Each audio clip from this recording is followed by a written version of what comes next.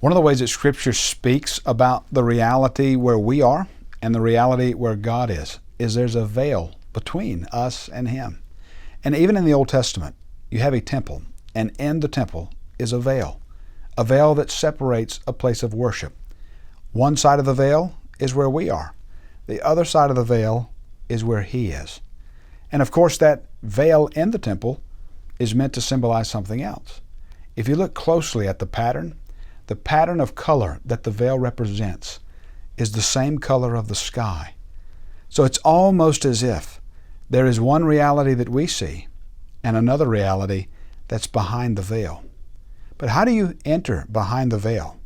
How do you move from one reality where we are to the better reality where He is? Well, someone has to enter in. Now fast forward in your minds for just a moment.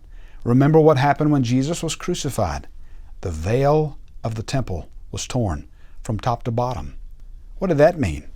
It meant that now the reality where we are is now accessible to the reality where He is. We can now have access to Him.